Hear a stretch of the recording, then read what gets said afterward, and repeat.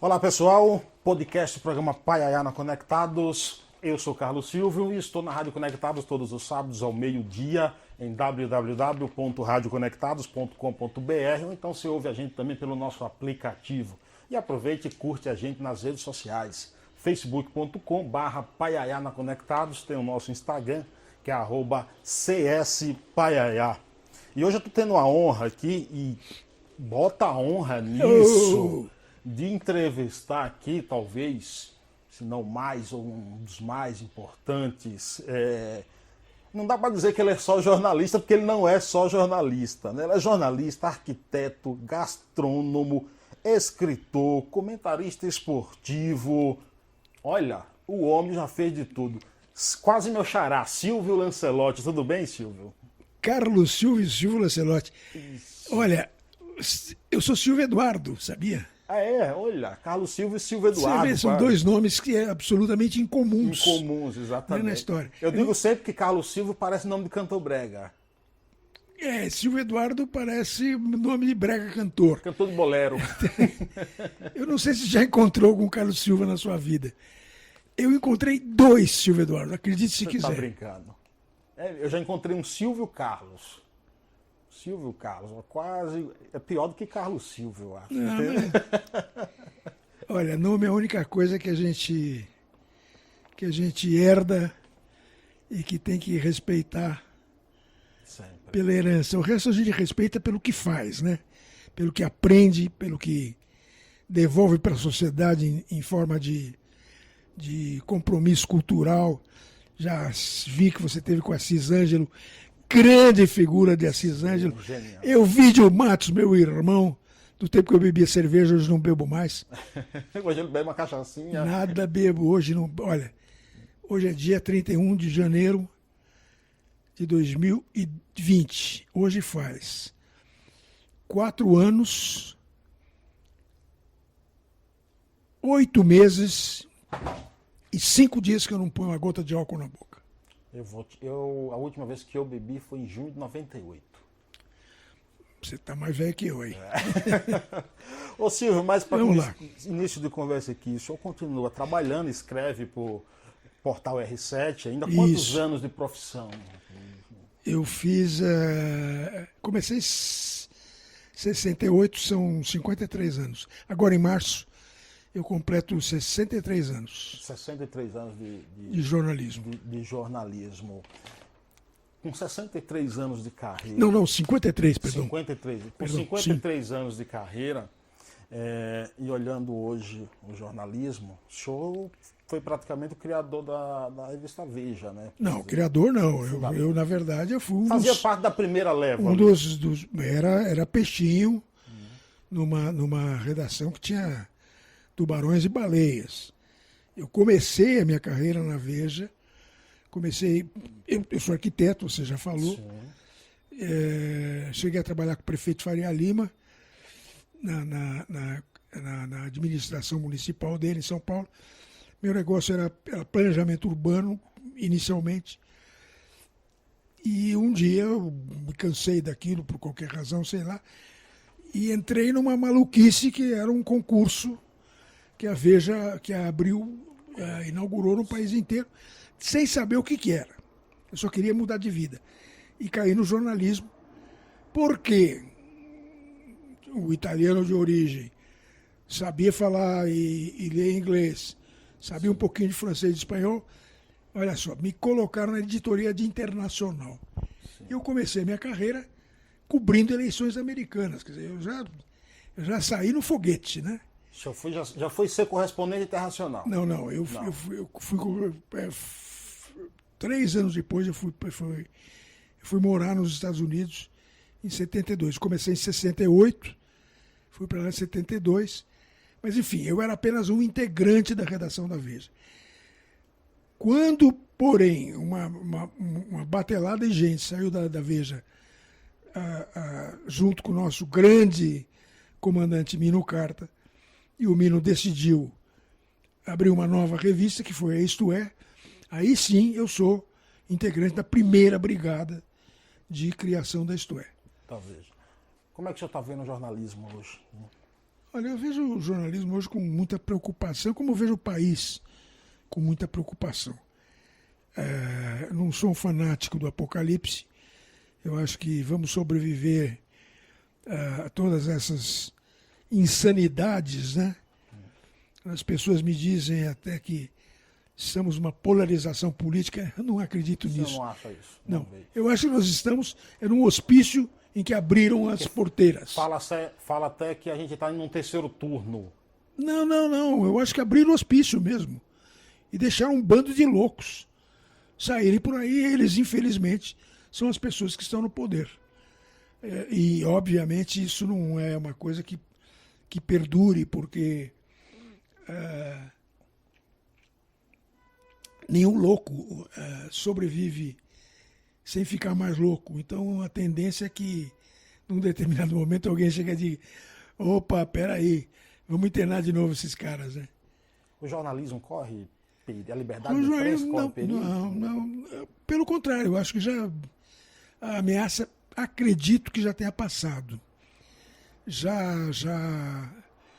houve situações que eu considero mais arriscadas, mais perigosas. O que mais me assusta é o desmantelamento da educação. É o mais preocupante. Isso é o mais preocupante porque, como disse outro dia o Rodrigo Maia, que é o nosso primeiro-ministro sem ser, que disse: olha, me preocupo com as futuras gerações. Eu tenho 75 anos. Não há mais nada que eu aprendo a cada dia, mas não há mais nada que vá, digamos assim, enriquecer a minha cultura, a minha gama de conhecimentos. Mas eu tenho netos. Sim. E me preocupo, sinceramente, com meus netos. E o país e com também. os seus netos, com os netos do meu vizinho. Sim, claro. Que estão numa situação em que, quando você desmantela a educação, é muito difícil reconstruir o castelo.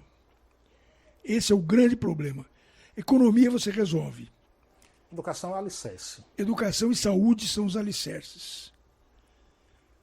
Saúde, felizmente, não tem nenhum louco lá ainda. Mas educação é patético, né? O tempo que o senhor morou nos Estados Unidos, eu gostaria que o senhor contasse um pouco da história que o senhor foi almoçar ou jantar, me corrija, por favor, com o Ronald Reagan. Ronald Reagan. Ronald Reagan, que era governador da Califórnia, um grande canastrão como ator, Sim. mas uma figura charmosíssima, sujeito de uma simpatia contagiante. E fui com um grupo, fazia parte do curso que eu realizava na Universidade de Stanford, de repente fazer uma entrevista com uma alta autoridade, que estava perto ali. Sim, claro. Stanford fica em São Francisco. Fomos a Sacramento entrevistar o Reagan. E por um acidente curioso, acabei sentando do lado dele, na grande mesa. Tinha mais 8, 10 pessoas. E ele se interessou por ver que havia um brasileiro ali. Quer dizer, um não americano, né? Mais do que um brasileiro, que conhecia a carreira dele como cineasta. Eu conhecia porque, vamos entrevistar o Reagan. Eu já conhecia de filmes, já tinha visto filmes com ele. Fui na biblioteca da universidade e tirei a ficha do cara, que os meus colegas americanos não fizeram. E ele ficou impressionado com isso. Me deu uma atenção particular nesse papo. Quando terminou o papo, ele disse que ia almoçar. Isso é lógico. Como não? Todo mundo ia almoçar por lá, porque eram uns 100 quilômetros de distância. Nós somos um ônibus, né, fretado pela universidade. E eu me surpreendi de ver que ele foi andando pelo Capitólio, palácio, né, do governo da Califórnia, em Sacramento. Foi andando, cumprimentando as pessoas, olhando, voltando, e de repente saímos para a rua. E aí pegamos uma calçada e atravessamos uma faixa de pedestres, e eu estou numa hamburgueria, num balcão, do lado do governador da Califórnia. E era lá que ela almoçava, né? E o que mais me impressionou foi que ele não tinha segurança nenhuma. E eu até perguntei a ele, mas o senhor não tem medo? Ele falou, meu filho, o cara que quiser me dar um tiro, quiser me dar uma facada, me atropelar, ele vai fazer isso porque ele vai fazer porque para ele não importa se ele morreu ou não. E de fato, acontece. 10 anos depois ele estava em Chicago, saindo de um hotel, já como presidente, e um cara maluco saiu do nada e deu vários tiros ali. O cara acabou morrendo.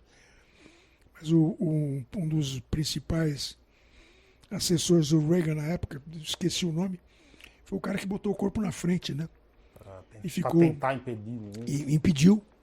O Reagan levou ainda tiros, mas o cara tomou um na espinha e ficou paraplégico. São coisas. Foi uma pergunta quase que premonitória. Mas isso é absolutamente natural, né? Sim. Claro que hoje a segurança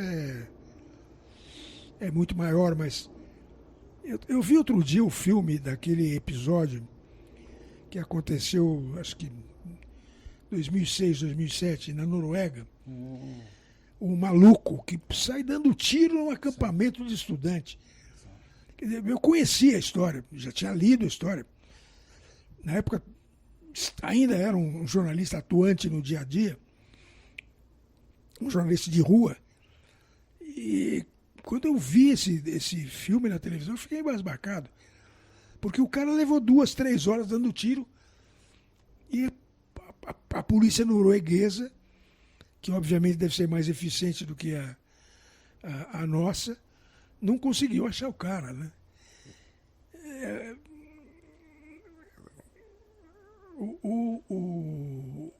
Ronald. Não, o Trade Center, em Nova York. Eu tive na Copa de 94. Gêmeas. A janela, eu abri a janela do meu apartamento, o hotel onde eu estava hospedado, e vi as Torres Gêmeas. Tem uma foto tirada da minha janela com as torres, está na minha cozinha, pendurada na parede. Eu lembro que eu estava aqui no dia, tenho 2 filhas no segundo casamento menores, que estavam vendo televisão, qualquer coisa antes de irem para a escola, e uma delas, que hoje está com 27 anos, morando na Alemanha, chegou e disse, sim, pai, sabe aquelas torres de Nova York? Um avião bateu lá. Eu falei, não, filha, sabe, 8 horas da manhã, 9 horas da manhã. Filha, deixa o pai dormir, né? Eu trabalhava à noite já naquela época. Deixa o pai dormir, pô.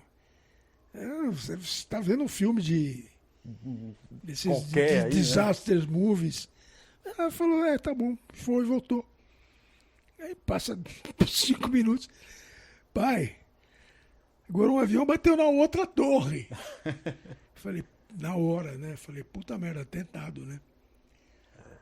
Ou seja, o cara quer fazer, não tem quem segure. Você sabe que tem uma história, não lembro se é da Rádio Bandeirantes, não lembro que rádio é agora, mas eles criaram um programa para dar só notícia boa. Sim. Porque de tanta coisa ruim. Não, no R7 nós temos uma... Tem, né? No R7 tem duas... O R7 é onde eu trabalho, né? O portal da Record. O R7 tem 2 coisas que eu acho fantásticas, além do trabalho normal. Uma delas é boas notícias. Sempre tem uma aba na home para dar 4, 5 boas notícias. E tem uma outra que é a preocupação com os animais. Também, sim, importante. Você vê, eu tenho gatos, né, que estão passeando aqui enquanto a gente bate papo. Mas eu criei pastores e tal. Sim. Acredite se quiser, eu costumo dizer que eu sou aleijadinho, né?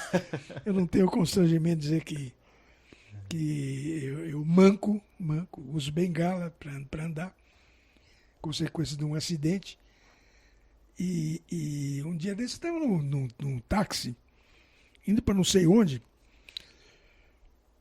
e vi um cara batendo num cachorro na rua.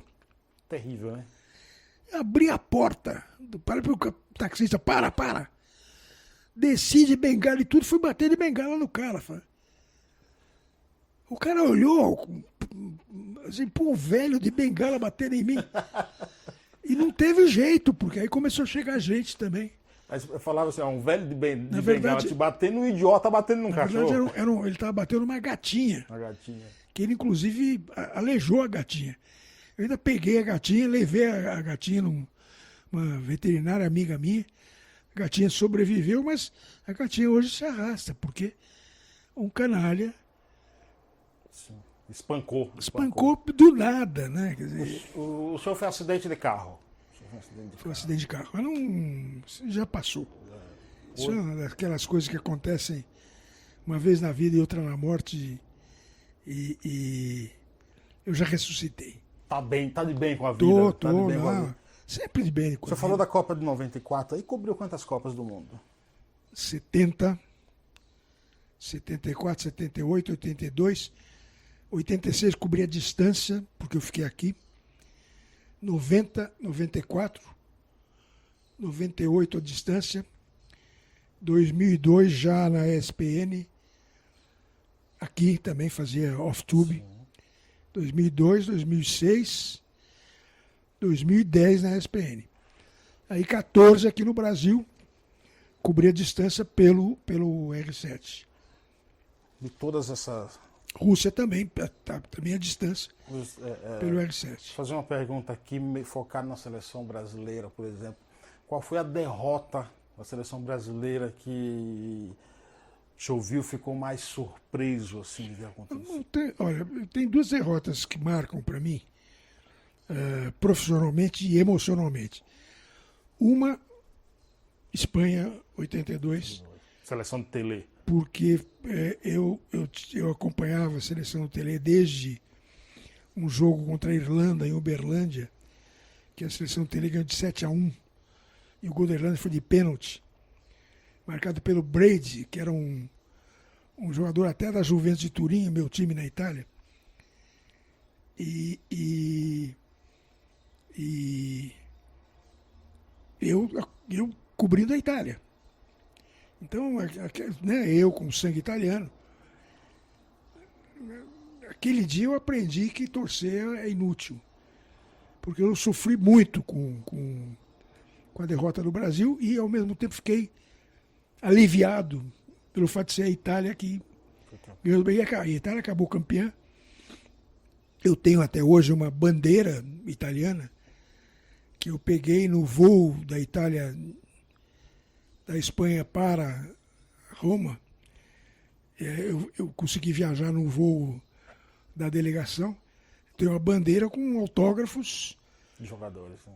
Não, tem autógrafo até do Sandro Pertini, que era o presidente da Itália, aquele famoso. Sim. Tem aquela famosa cena dele do lado Sim. do lado do rei da Espanha, quebrando todos os protocolos e vibrando com a vitória da Itália na final. E aquilo me deixou muito triste porque foi a primeira Copa que o meu filho mais velho viu. E a outra? A outra foi o 7-1. O 7-1 eu estava aqui, cobrindo, fazendo um online do jogo aqui. Foi mais ou menos naqueles dias. Essa minha filha que mora na Alemanha ia se casar. A família do noivo, marido, estava todo mundo aqui. E eu lembro que uma hora dava 1-0. Aí, quando eu 2-0 eu fui comentar, que eles estavam no outro ambiente, no outro cenário, uma outra TV, foi, pô, 2-0? Não, já é 4. Quer dizer, enquanto eu andei 20 metros... Não fizeram mais porque não quiseram, eu acho, naquele jogo. Fizeram mais porque não quiseram. A derrota de 82 foi muito triste, porque era uma grande seleção, com amigos meus. Sou amigo até hoje do Falcão. Fui muito amigo do Sócrates. Tive excelentes relações com o Tele. E a de 2014 foi humilhante. Foi humilhante, foi uma coisa... Assim, aquilo foi patético, foi... Aquele jogo é inacreditável. Eu vou contar uma história que pouca gente acredita, mas eu estive no Maracanazo. Eu tinha 6 anos de idade. Meus pais resolveram ir ao Rio para ver a Copa. Tínhamos parentes no Rio. Eu me recordo, por exemplo, de ter ido ao Pacaembu com meu pai ver Brasil-Suíça 2-2. Me lembro até hoje do time da Suíça de vermelho, o Brasil jogava de branco na época, não tinha um amarelo. Me lembro sentado na geral do Pacaembu, que era cimento, hoje não é mais. Me lembro que o jogo terminou empatado, e meu pai triste, mas, enfim, eu não sabia direito o que estava acontecendo, mas ele me levou. E fomos ver a final, minha mãe, meu pai e eu. Meu pai de paletó e gravata, minha mãe de tailleur, né? Aquela coisa que na época se usava. Chique, né? Eu não me recordo do jogo, mas tem uma cena que eu não me esqueço, que é a seleção do Uruguai dando a tal da volta olímpica com a bandeira, passando à nossa frente, meu pai chorando e minha mãe de pé batendo palmas. E eu falei, mãe, meu pai está chorando e você está batendo palma para os caras que ganharam do Brasil? Minha mãe falou, eu sou uma esportista. Aprenda isso.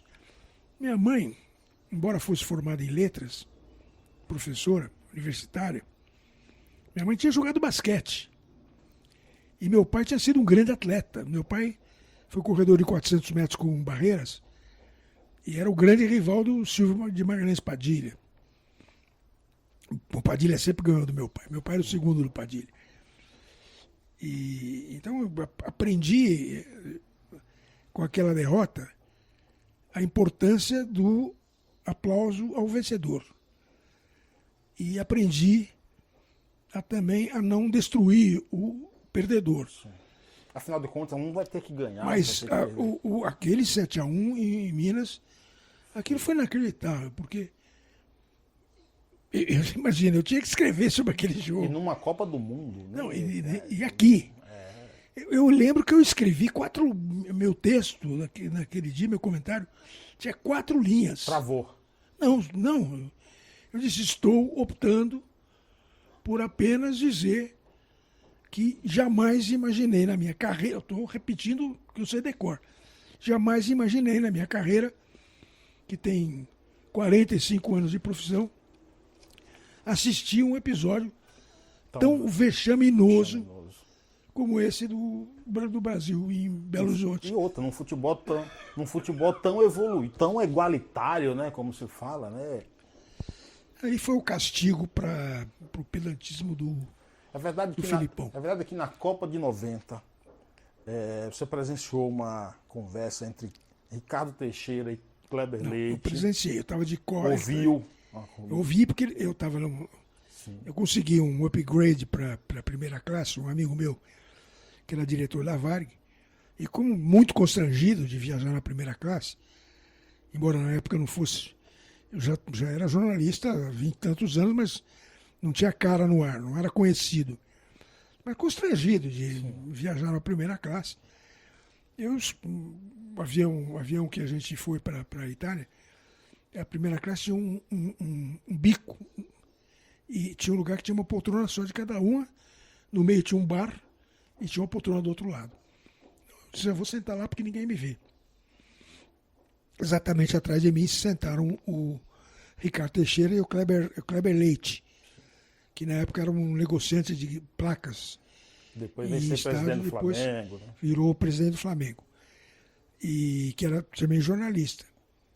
Eu conheci os dois, eles não sabiam quem eu era. E já bebendo, o Ricardo Teixeira começou. Esse filho da puta, esse Lazzaroni é um bosta merda. Cagada que eu fiz. Palavrões, 3 palavras, 5 palavrões. Eu tinha um gravadorzinho pequenininho. Pô, na hora, né? Peguei o gravadorzinho e fiz assim, ó. Botei aqui em cima do ombro e gravei a conversa toda. Cheguei na Itália, peguei minhas malas, Nem me preocupei em ir do aeroporto para Roma. Fui direto para a sala de imprensa do aeroporto. Escrevi um texto curtinho. Mandou. Liguei para a redação, disse, estou mandando... Era do que jornal? Folha. Folha. Estou mandando um fax. Então, uma bomba. A Copa nem começou e o presidente da CBF está mandando o pau no treinador que ele mesmo escolheu, né? E a Folha deu na primeira página. Curtinho, mas deu. Sim. O texto era curto, mas a manchete era maior que o texto. E o Ricardo Teixeira me processou. Ele chegou a processar Chegou. ainda? Ele, na verdade, ele ameaçou. Teve aquela chamada audiência de conciliação. Sim. A audiência de conciliação nem fui, que era no Rio. Um advogado do jornal levou a fita com a gravação. A gravação e o advogado Ricardo Sérgio, esquece aí. A Copa de 98 também foi se eu ver como um fracasso, aquele problema com o Ronaldo, 3-0 para a França. Como é que o senhor viu aquela final? Essa Copa tem uma história engraçada também. Eu tomava conta da rede de cervejarias Continental. E a gente fez um acordo com a ESPN para mostrar os jogos, né, no telão das várias cervejarias. E eu levava a família para ver. A gente fazia... mostrávamos todos os jogos daquela Copa. Então tinha o jogo, por exemplo, Costa Rica e Coreia. No menu tinha petiscos da Costa Rica e da Coreia. E dia do jogo do Brasil tinha feijoada. E nesse dia da final fui lá com mulher, filhos e etc. Babá. E eu lembro que a mesma coisa que eu fiquei marcado por 50, minhas filhas que eram pequenininhas, uma tinha 6 anos, outra tinha 5 anos. Estavam lá vendo o jogo, todo mundo preparado para a festa, né? Foi aquela... E eu fiquei muito intrigado com a história do Ronaldo. A tal convulsão. Então, eu já tinha uma relação de amizade com o Moratti, o Máximo Moratti, que era o presidente e dono da Juventus da Inter de Milão, onde o Ronaldo jogava. Liguei para ele. Eu falei, mas o que aconteceu? Me disseram que mi hanno detto che c'è stata una convulsione. O Ronaldo teve uma convulsão. Agora, se o cara teve uma convulsão, não devia jogar. Eu falei, não devia jogar. Eu falei, mas o senhor tomou alguma providência? Olha, eu estou pensando em processar a CBF. Falei, presidente, me dá um dia. E eu resolvi refazer o episódio chamado O Trabalho do Jornalista Investigativo ao Contrário. E parei com cervejaria que estava fazendo e fui investigar essa história. E tem o passo a passo de tudo que aconteceu antes daquela famosa tarde em que o Ronaldo teve de fato uma convulsão. Mas por que ele foi escalado? Bom, primeiro, o Ronaldo teve uma convulsão porque ele tinha síndrome de pânico. Um dos irmãos dele o obrigava a ver filme de terror e ele se escondia embaixo do sofá para não ver, e o irmão tirava ele e obrigava ele a ver o filme de terror. E ficou marcado por isso. Uma história que eu descobri também no levantamento posterior. O que houve no vestiário, eu tenho testemunhas de jogadores, inclusive que me contaram. Que o Edmundo já estava escalado. O Edmundo já estava escalado. O Ronaldo tinha ido para o hospital, não tinha ido nem com o clínico da seleção, tinha ido com o ortopedista, o que é um absurdo. Você tem um problema, não é mecânico, você tem um problema fisiológico, quem tem que ir é o clínico. E, de repente, chegou o Ronaldo no bem bom. Não teve nada. Eu já passei por um cena de convulsão. Eu tive uma vez foi num time da faculdade. Eu joguei bola. Joguei na faculdade, joguei terceira divisão, etc, etc.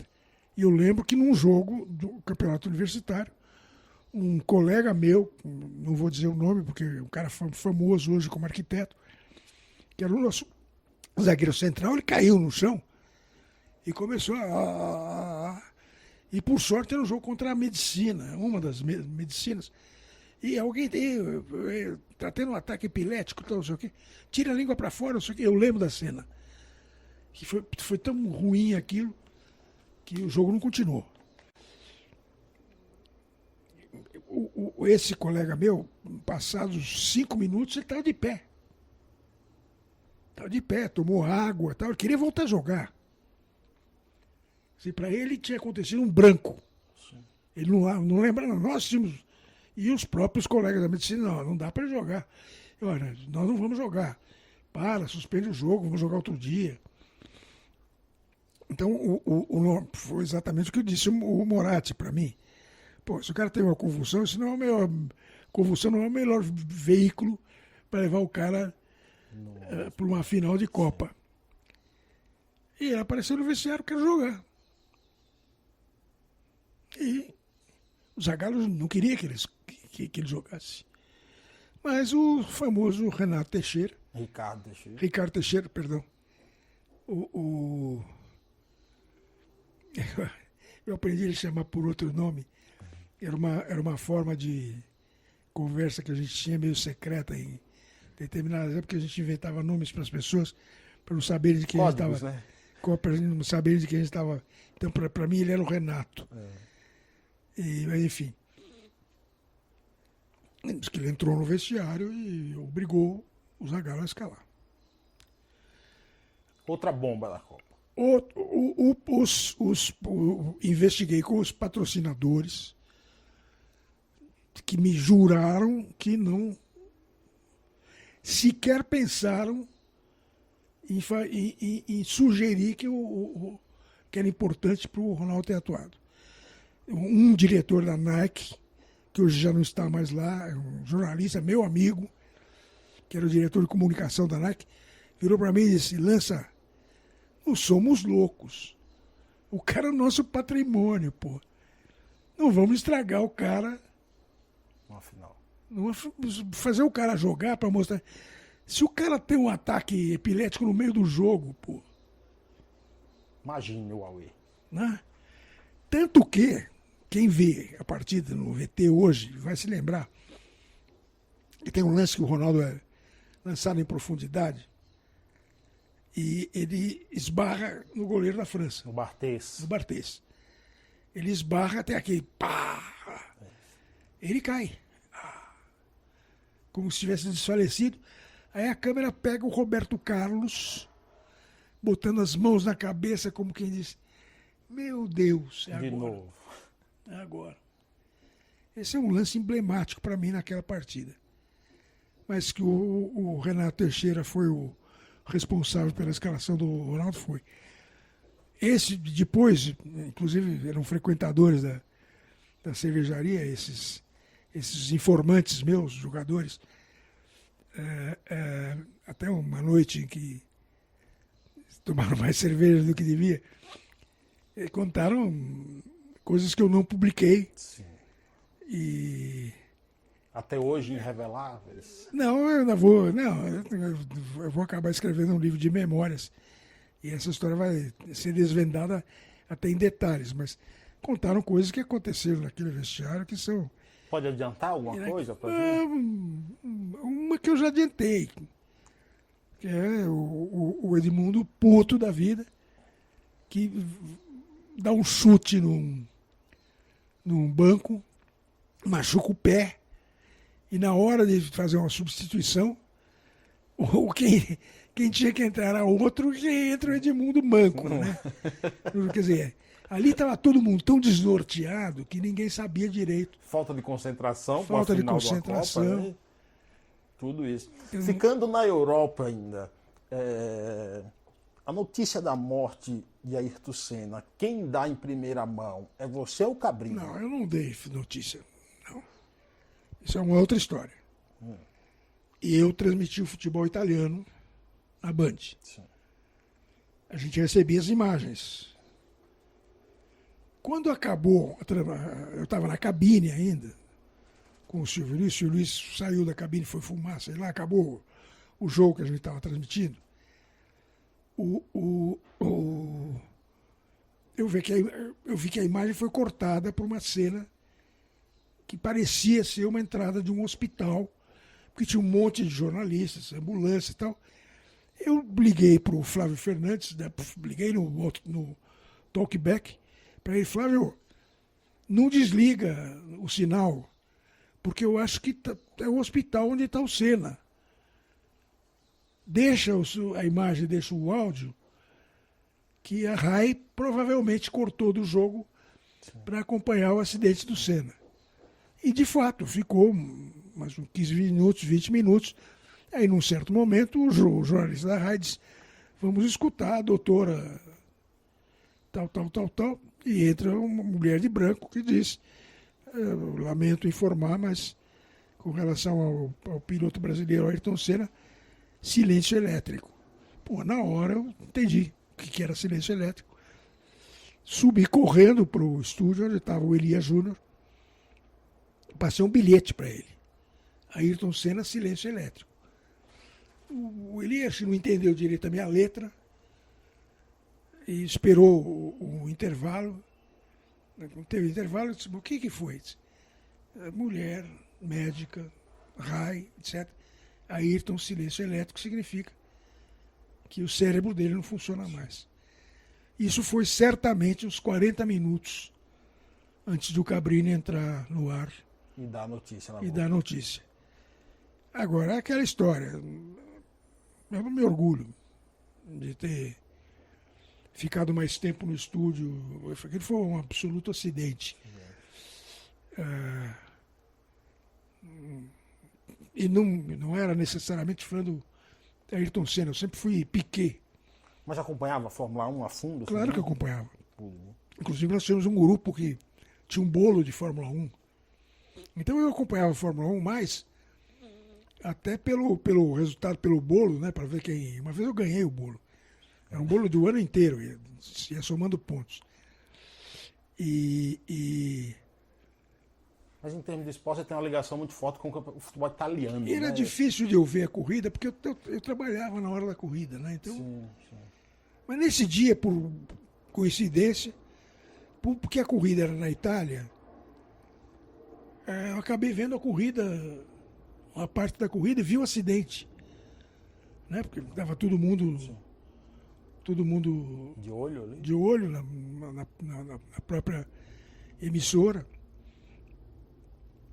Eu sei que quando me bateu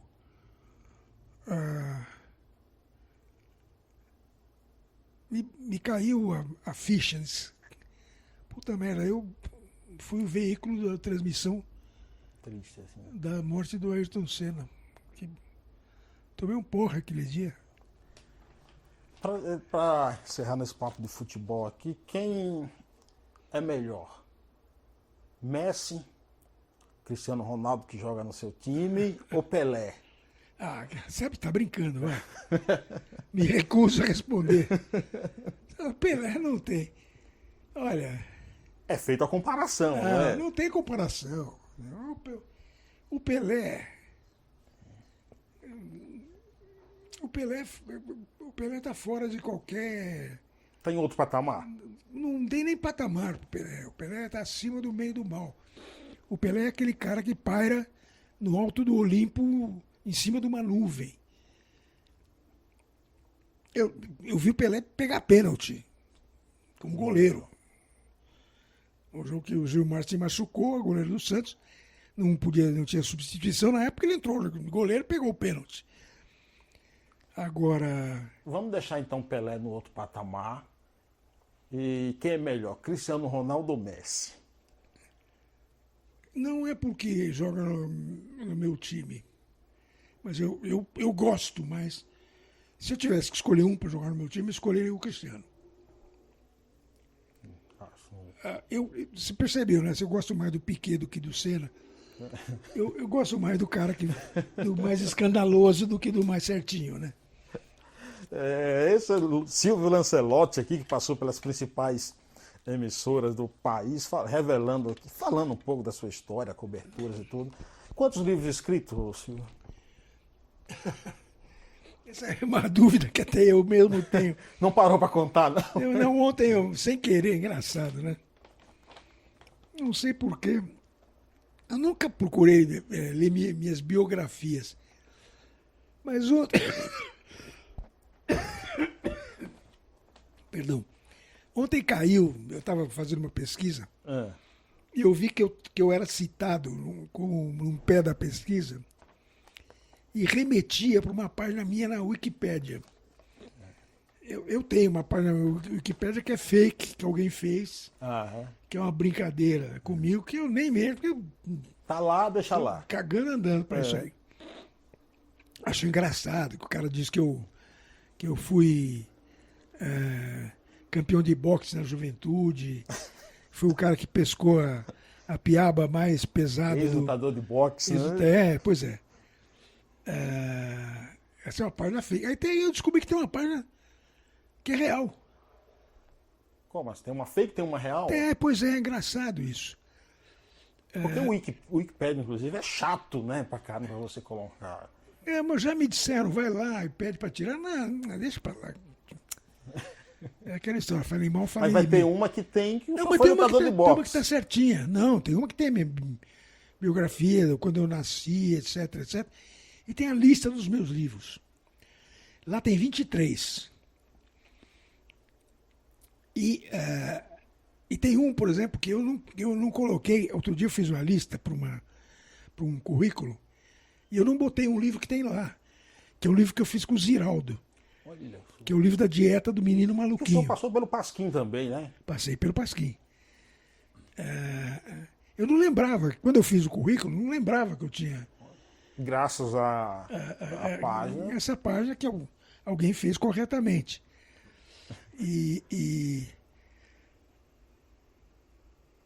Agora, lá tem 23, mas não tem o primeiro, que é o livro que eu fiz em 82 sobre a história da Copa do Mundo. Não tem o livro que eu fiz em 96 sobre a história da Copa do Mundo.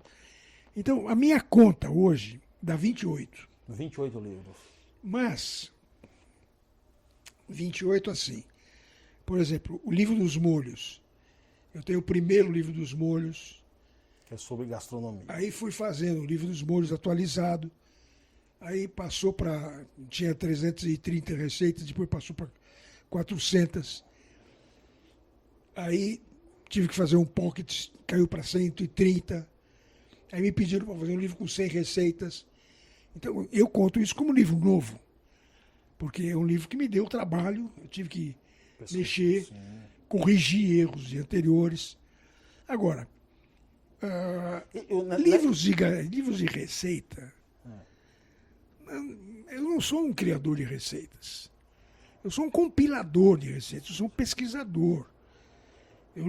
Claro, tenho as minhas receitas, mas o livro dos molhos de 340 receitas tinha 6 receitas minhas, que também são minhas, mas enfim, são receitas que saíram de algum lugar, que eu adaptei, melhorei.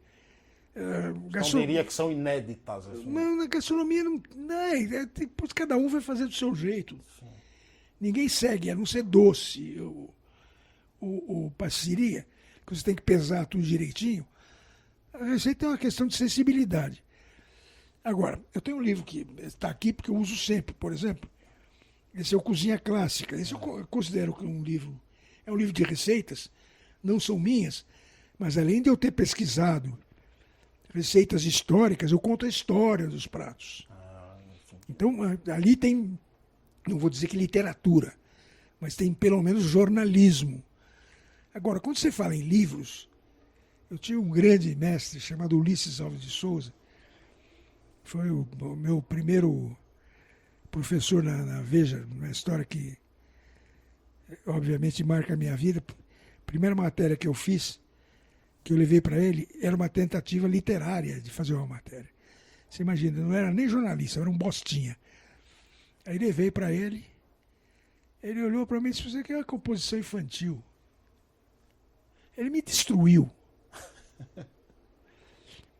Só que não me cortou. Era um curso, começaram 400 pessoas, foram cortando e sobraram umas 60, 70 que ficaram na primeira redação da Veja. Anos mais tarde, o Ulisses virou para mim e disse, ele me deu ele guardou. Disse, eu guardei isso aqui, porque eu sabia que você ia entrar para a história. A tua primeira matéria, que eu chamei de composição infantil, era uma puta matéria. Estava muito bem escrita.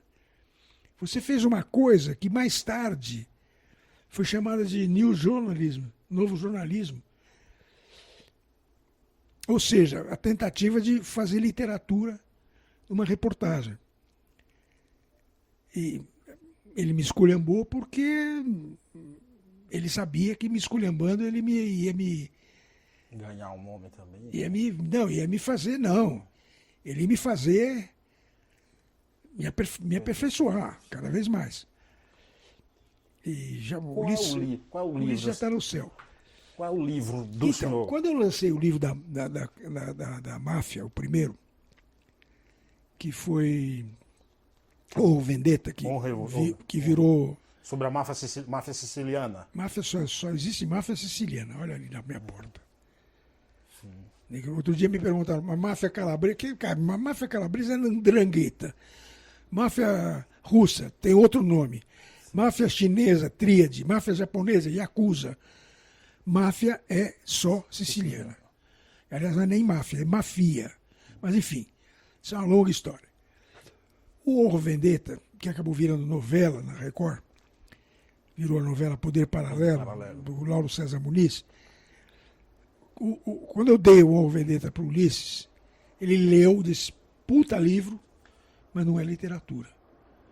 Você ainda está fazendo um new jornalismo muito bem escrito, mas é new jornalismo, é novo jornalismo.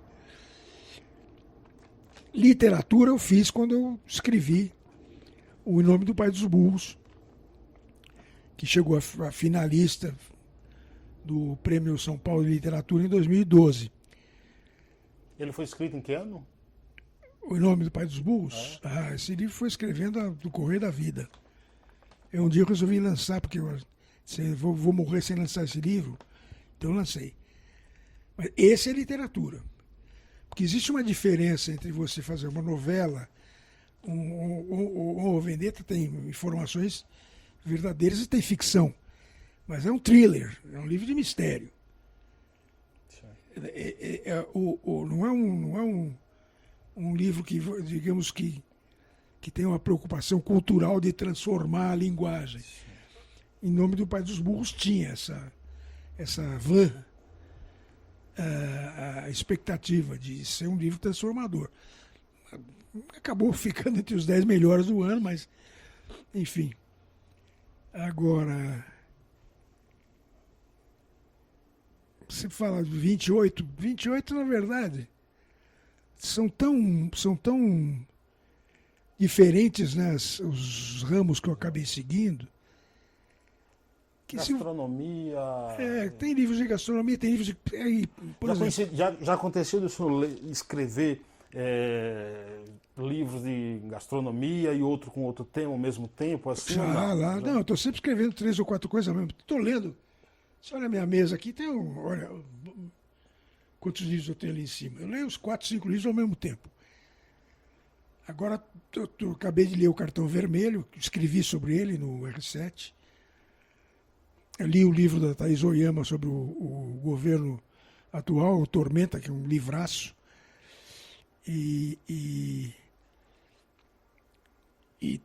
Enfim, estou esperando chegar um outro que eu encomendei. Eu leio um livro, digamos assim, mais sério. Sim. E outro mais leve. E leio que é um livro para me divertir, relaxar.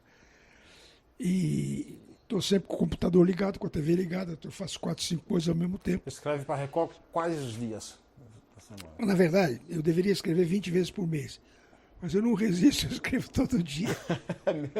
Porque agora, começo de ano, janeiro, né, fevereiro, puta que não tem tanto assunto, né? Pô, eu adoro Copa. Você é um cronista. Sou um cronista. Um cronista. Adoro Olimpíada e Copa do Mundo, porque em Olimpíada e Copa do Mundo você escreve 3 textos por dia, né? Mais Olimpíada ou mais Copa do Mundo? Não, Olimpíada você escreve mais do que em Copa. Que Variação de esportes também, né? Olimpíada, para mim, é uma coisa assim fascinante pela variedade, né? Há coisas que eu adoro ver. Por exemplo, eu nunca fiz judô na minha vida. Meus filhos fizeram, minhas filhas fizeram, mas eu adoro ver judô. Então eu sou capaz de acordar às 3 horas da manhã para ver um campeonato de judô. Acordar é... eu vejo alguns esportes olímpicos, acho bonito ali, mas eu acho difícil entender algumas regras ali. Né? Não, isso aí você... É aquela história, eu estou me preparando. Esgrima, por exemplo. O problema da esgrima é que é difícil você acompanhar com o olhar. Você tem que estar lá para ver. É tiro. Não dá para você acompanhar tiro pela televisão. E tem coisa que eu não gosto de ver. Por exemplo, eu não gosto de futebol de areia.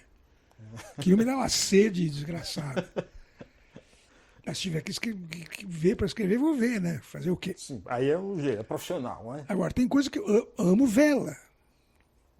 Amo competição de atismo. Tá, mas qual o esporte olímpico que mais te fascina? Difícil.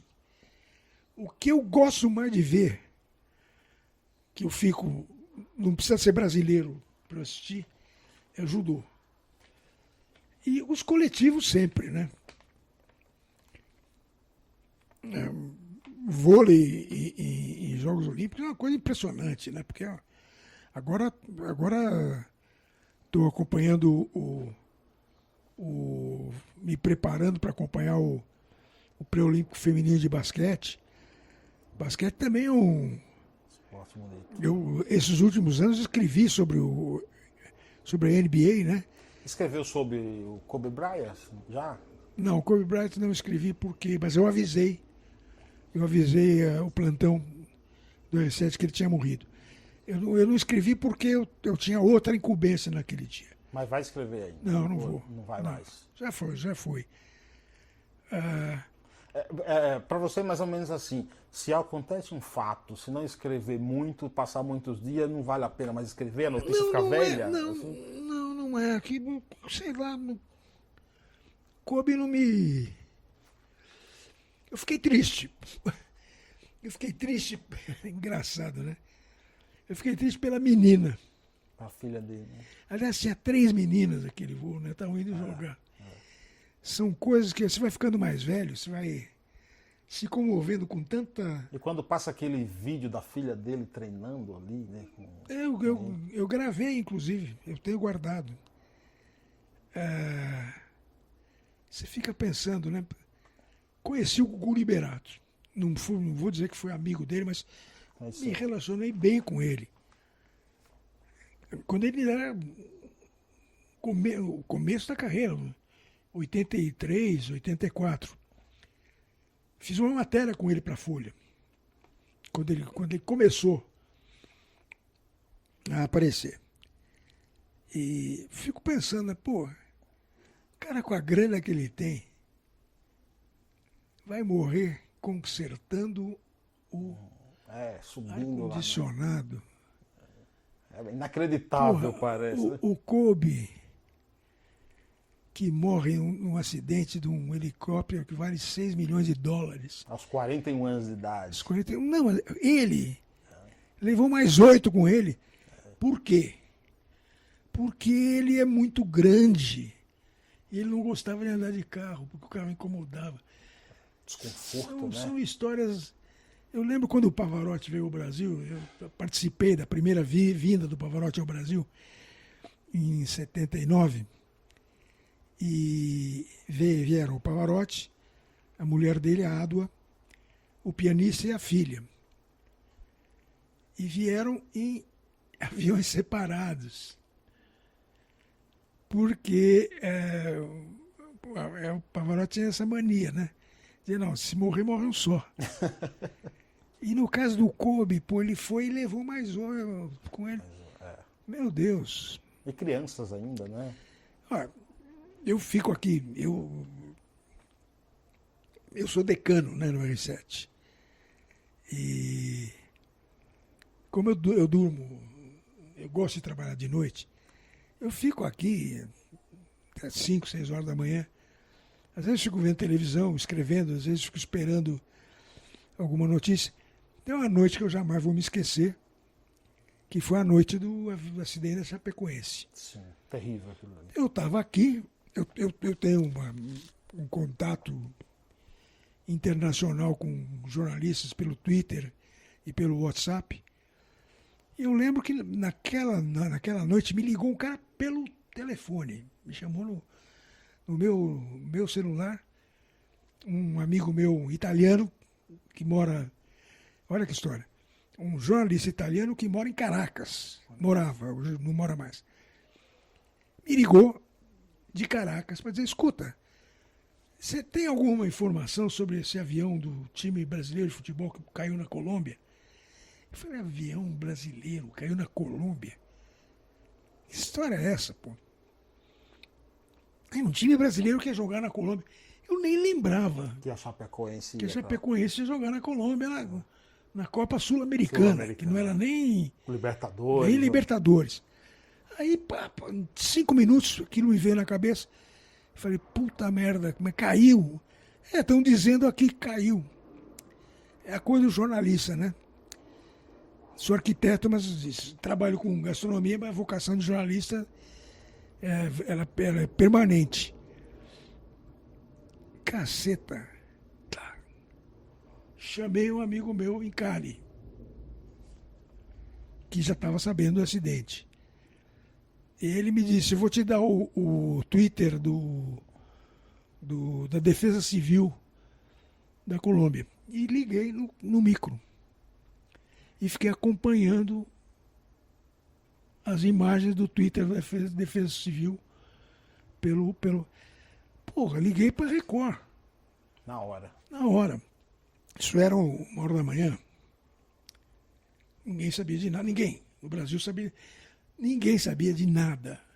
E nessa altura eu fico pensando, puta merda, tem um grande amigo que estava nesse avião, que era o Mário Sérgio. Mário Sérgio. Falei, puta que pariu, o Mário está no avião. Eu vou ficar aqui, de olho. E a Record foi...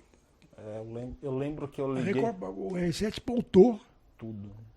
tudo. Eu lembro que aí mobilizei, tinha o pessoal do plantão, chamou mais gente para ir para a redação.